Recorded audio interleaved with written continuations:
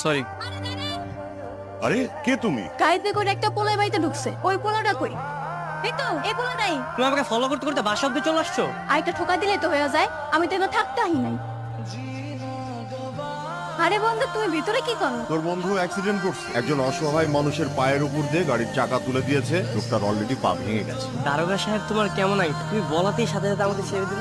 Uncle মায়েরা ফেলতে চাইছিল, তখন আমি দেয় বাঁচাইছি। এরপর থেকে দারোগা সাহেব আমার মেয়ের মতন আদর করে।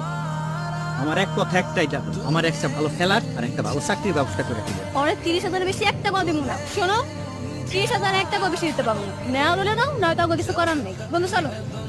কি করছিলে?